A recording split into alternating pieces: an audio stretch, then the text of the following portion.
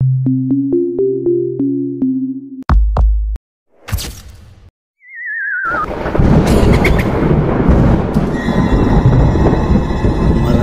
Horror story.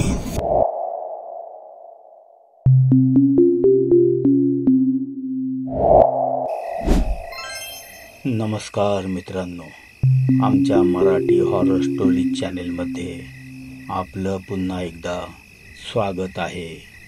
आज आम्ही तुमच्या समोर घेऊन आलो आहोत मागील कथेचा तिसरा भाग।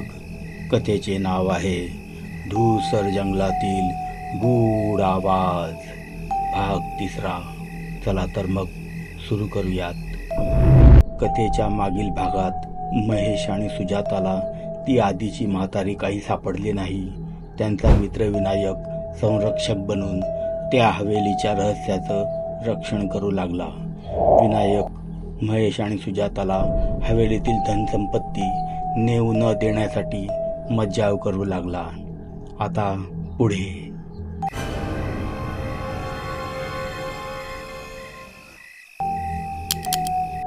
महेश विनायकला म्हणाला, त्या हवेलीच्या रहस्याचं रक्षण करणारी म्हातारी गेली कुठे? विनायक म्हणाला, ती म्हातारी एक शापित पिशाचिनी होती। तिचा आत्मा मुक्त झाला या हवेलीच्या शापामधून आणि तिच्याऐवजी मी अडकून पडलो आहे इथे। मी येथून पळून जाण्याचा खूप प्रयत्न केला, पण मला त्यात यश आले नाही। या हवेलीच्या बाहेर मला पडता येत नाही। या हवेलीच्या शापाने मला झपाटून टाकला आहे। अजून तरी मी जिवंत आहे, पण येत्या 4 दिवसांत माझा मृत्यू अटळ आहे। मग मीही त्या म्हातारीप्रमाणे एक पिशाच्य बनून या हवेलीच्या रहस्याचं रक्षण करत राहीन। विनायकचे बोलणे ऐकून महेश आणि सुजाता स्तब्ध झाले। खूप गहन विचार करून सुजाताने विनायकला एक प्रश्न विचारला, या हवेलीचं रहस्य तर तुला माहीत झालंच असेल। काय आहे या हवेलीचं रहस्य? आणि असं काय घडलं ज्यामुळे तुझ्यावर या हवेलीचं रहस्य जतन करण्याची वेळ आली? यावर विनायक सुजाताला म्हणाला, या हवेलीचं रहस्य मी स्वतःहून तुम्हाला सांगू शकत नाही। मी स्वतःहून जर तुम्हाला या हवेलीचं रहस्य सांगितलं तर माझा आत्मा कायमचा या हवेलीत बंदिस्त होऊन राहील। पण मला या हवेलीचं रहस्य कसं माहिती पडलं, त्यावेळी कोणती घटना घडली ते सांगतो। धनाच्या लालसेपोटी मी या हवेलीत आलो। चाकूचा धाक दाखवून धन कुठे आहे ते म्हातारीला विचारत होतो, पण म्हातारीने माझा विरोध केला। तिच्या विलक्षण ताकदीपुढे माझा टिकाव लागला नाही, म्हणून मी नाईलाजास्तव त्या म्हातारीच्या पोटात सुराखू फसला। परंतु म्हातारी तडफडून विवळण्याच्या ऐवजी खदखदा हसू लागली आणि तिने विक्षिप्त प्रसन्न मुद्रेने हवेलीचं रहस्य मला सांगितलं। रहस्य सांगितल्यानंतर ती पुन्हा खदखदा हसू लागली। त्यानंतर तिने मला सांगितलं, तुझ्या हातात फक्त 4 दिवस आहेत। या 4 दिवसात जर तू या हवेलीच्या बाहेर पडू शकला नाहीस तर तुझा मृत्यू होईल आणि माझ्यासारखाच पिशाच्य बनून तू सुद्धा या हवेलीच्या रहस्याचं रक्षण करत राहशील। मुक्त झाले, मी मुक्त झाले असं म्हणत असतानाच तिच्या अंगातून एक काळीकुट्ट धुरासारखी सावली बाहेर पडून माझ्या शरीरात सामावली आणि त्या म्हातारीचे शरीर नष्ट होऊन तिची आत्मा या खिडकीच्या पटीतून बाहेर निघून गेली। महेश म्हणाला, याचा अर्थ पुढील 4 दिवसात जर तू या हवेलीच्या बाहेर पडलास तर तुझे प्राण वाचू शकतील। ठीक आहे, चल आमच्यासोबत, आम्ही तुला बाहेर घेऊन जातो। असे म्हणून महेश विनायकचा हात धरून त्याला बाहेर घेऊन जाऊ लागला। परंतु विनायक जसा दरवाजापर्यंत पोहोचला तसा आपोआप हवेलीच्या आतल्या दिशेने फेकला गेला। महेश आणि सुजाताने असे प्रयत्न 2-3 वेळा केले, परंतु त्याचा काही उपयोग झाला नाही। सुजाता महेशला म्हणाली, महेश, आता आपण इथून निघूया आणि विनायक, तू काळजी करू नकोस। आम्ही इथून तुला नक्की जिवंत घेऊन जाऊ, हे माझे वचन आहे। तू फक्त धीर धर। असे म्हणून सुजाता आणि महेश हवेलीतून बाहेर पडले। महेशला माहित होतं सुजाता खूप बुद्धिमान आहे। तिने ज्या आत्मविश्वासाने विनायकला वचन दिले आहे त्यानुसार तिला नक्कीच काहीतरी युक्ती सुचली असेल। शेवटी न राहून महेशने सुजाताला विचारलं, विनायकला त्या हवेलीतून जिवंत बाहेर काढण्याचा तुला काही मार्ग मिळाला आहे का? यावर सुजाता म्हणाली, विनायकला जिवंत बाहेर काढण्याचा मार्ग तर सापडलाच आहे. त्याशिवाय हवेलीतील धन देखील हस्तगत करण्याचा उपाय सापडला आहे. उत्सुकतेने महेशने पुन्हा विचारले, ते कसे? सुजाता म्हणाली, तू एक गोष्ट नोटीस केलीस? ज्यावेळी विनायकने धनाच्या लोभापायी त्या म्हातारीवर चाकूने हल्ला केला तेव्हा ती म्हातारी हवेलीच्या शापातून मुक्त झाली आणि त्यानंतर त्या हवेलीच्या शापाने विनायकला झपाटलं. म्हणजे जोपर्यंत विनायकने त्या म्हातारीवर हल्ला केला नव्हता तोपर्यंत तो सुरक्षित होता. आपणही 2 वेळा त्या शापित हवेलीत गेलो पण आपल्याला कसलाही त्रास झाला नाही. याचा अर्थ त्या हवेलीचा शाप ज्याला लागतो ती हवेली फक्त त्यालाच छळते. विनायकने कितीही प्रयत्न केले तरी तो तिथून बाहेर निघू शकत नाही, कारण हवेली त्याला बाहेर निघूच देणार नाही. जर आपण हवेलीत नष्ट केली तर?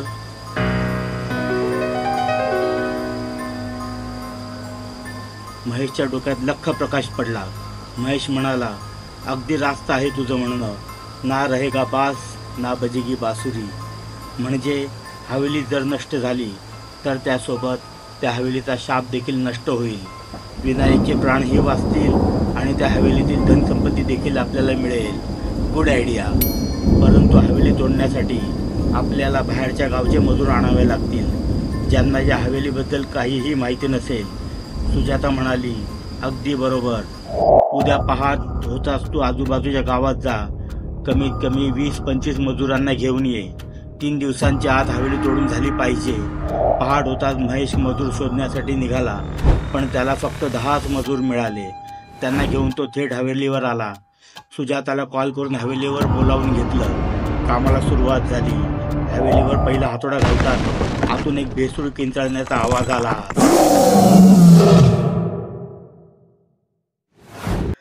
त्या आवाजामुळे मजूर घाबरले.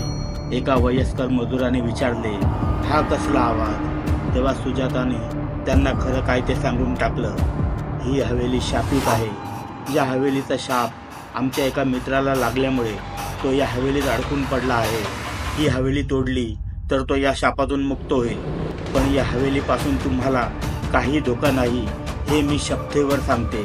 त्यामुळे प्लीज तुम्ही काम थांबवू नका. सुजाताचे म्हणणे मजुरांनी मान्य केले. अविश्रांत काम सुरू झाले. पहिल्या दिवशी एका बाजूची पूर्ण भिंत पाडून झाली. त्यावर सुजाता म्हणाली, असंच काम सुरू राहिलं तर आपल्याला हवेली पाडायला 4 दिवस लागतील. आपल्याला हे काम पुढील 2 दिवसात पूर्ण करायचं आहे. त्यामुळे अजून काही मजुरांचा बंदोबस्त करा. दुसऱ्या दिवशी मुख्य मजूर आणखी 20 मजुरांना घेऊन आला. पुढे 2 दिवसात पूर्ण हवेली पाडून झाली. परंतु विनायक काही दिसला नाही. सुजाता महेश सोबत सर्व मजूर आश्चर्यचकित झाले. मजूर आपापल्या घरी जाण्यासाठी निघाले. त्यांनी महेश आणि सुजाता समोर मजुरीची मागणी केली. पण सुजाता म्हणाली, काम अजून पूर्ण झाले नाही. तेव्हा तुम्ही उद्या सर्वजण परत या. उद्या तुम्हाला तुमची मजुरी नक्कीच मिळेल. मजूर निघून गेले. महेश आणि सुजाताही आपापल्या घराकडे निघाले. महेश सुजाताला म्हणाला, उद्या 4था आणि अंतिम दिवस आहे.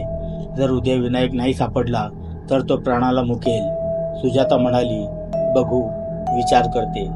काही ना काही मार्ग नक्की सापडेल. 4थ्या दिवशी सर्व कामगार सुजाता आणि महेश त्या पडक्या हवेलीच्या अवशेषासमोर उभे होते. त्यांतील एक मुख्य मजूर म्हणाला, बोला मॅडम, आता काय काम करायचं आहे? सुजाता म्हणाली, सर्वप्रथम आपल्याला तळघर शोधायचं आहे. म्हणून या हवेलीचा मलबा बाजूला करा. हे ऐकून महेशने विस्मयाने सुजाताकडे पाहिले आणि म्हणाला, हा विचार माझ्या डोक्यात का आला नाही? सुजाता म्हणाली, त्यासाठी डोकं लागतं. या गोष्टीचे महेशने हलकेसे हसून प्रतिउत्तर दिले. 2 तासांतर हवेलीचा मलबा बाजूला सारून झाला. सुजाता महेश सोबत सर्व मजूर तळघर शोधू लागले. त्यातील एका मजुराने आवाज दिला. महेश सुजाता त्या मजुराजवळ गेले. मजूर म्हणाला, बऱ्याच ठिकाणी कुदळ मारून बघितली पण इथं घाव घातल्यावर वेगळा आवाज येतोय.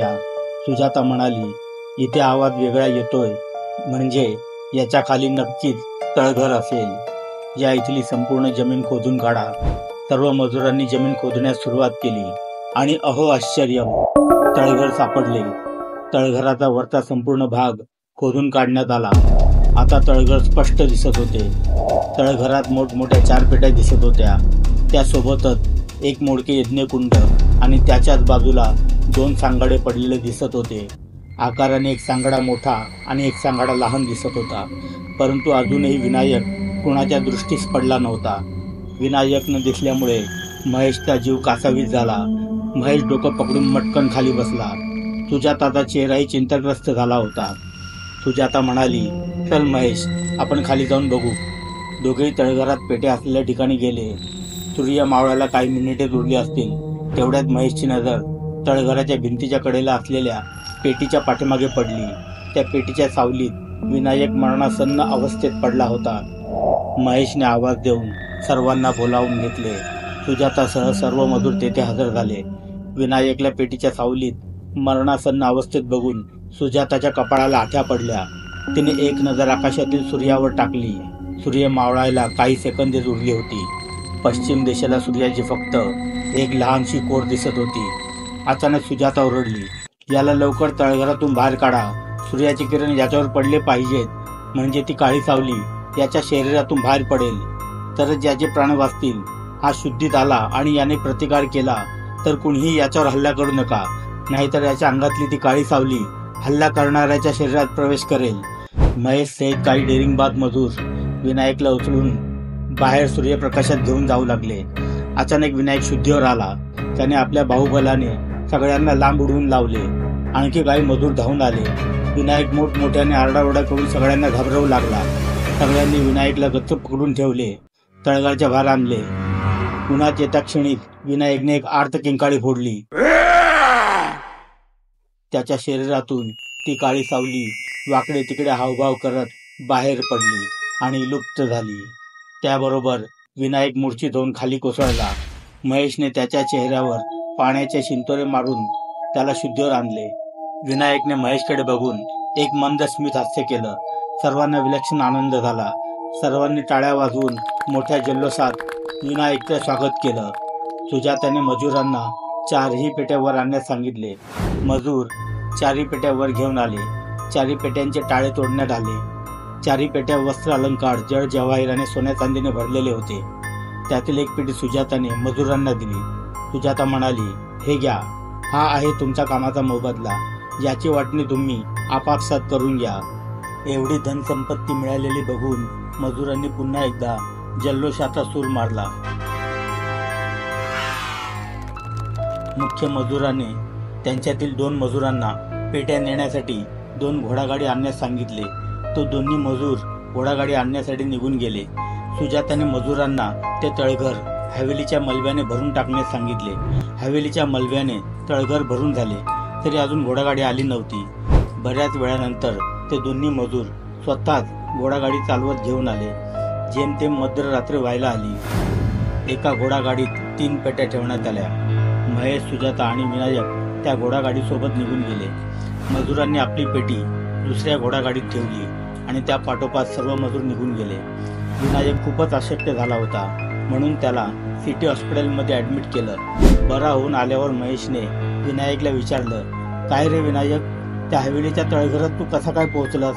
विनायक म्हणाला, ज्यावेळी तुम्ही हवेली तोडायला सुरुवात केली त्यावेळी मी आपोआप तळघराकडे खेचला गेलो. सुजाता म्हणाली, बरं ते सोड, आधी हे सांग, त्या हवेलीचं काय रहस्य आहे? विनायक म्हणाला, रहस्य? मला तर त्या हवेलीचं कोणतंच रहस्य माहिती नाही. जोपर्यंत त्या हवेलीत होतो तोपर्यंत मला त्या हवेलीचं रहस्य ठाऊक होतं, पण जसा मी त्या हवेलीतून बाहेर पडलो सर्व विसरून गेलो. सुजाता आणि महेश एकमेकांकडे अवाक होऊन पाहू लागले. सुजाता म्हणाली, 1 मिनिट, हवेली तोडायला सुरुवात केल्यावर तू तळघराकडे खेचला गेलास हे तुला बरोबर आठवत आहे, आणि हवेलीचं रहस्य आठवत नाही काय? उल्लू समजलास का आम्हाला? चल, नाटकं बंद कर आणि पटापट हवेलीचं रहस्य सांग. विनायक म्हणाला, हो लक्षात आहे, गंमत करत होतो. पण मी जर तुम्हाला त्या हवेलीचं रहस्य सांगितलं आणि त्यानंतर त्या हवेलीच्या काळ्या सावलीने तुमच्या शरीरात प्रवेश केला तर? सुजाता म्हणाली, पुन्हा नाटकं? त्या हवेलीचं प्रकरण तिथेच मिटलं आहे. सांगतो का आता देऊ एक घेऊन? विनायक म्हणाला, सांगतो ऐका तर मग. विनायक हवेलीचं रहस्य सांगू लागला. तर मित्रांनो, विनायकने हवेलीचं कोणतं रहस्य उलगडलं असेल, यामुळे कुणाच्या जीविताला धोका तर होणार नाही ना? हवेलीचं रहस्य माहीत पडल्यामुळे ती काळी सावली पुन्हा तर येणार नाही ना? जाणून घेण्यासाठी आमच्या चॅनेलला सबस्क्राईब करा, बेल आयकॉनला प्रेस करा, म्हणजे आमच्या नवीन व्हिडिओची नोटिफिकेशन आपल्यापर्यंत सर्वात आधी पोहोचेल. व्हिडिओ आवडला असल्यास लाईक आणि शेअर करा. कथेबद्दल तुमचं मत कमेंट्समध्ये नक्की कळवा. तर चला मग पुन्हा भेटूया पुढील भागात. पुढील भाग या कथेचा अंतिम भाग असेल. तोपर्यंत आनंदी राहा, सुरक्षित राहा.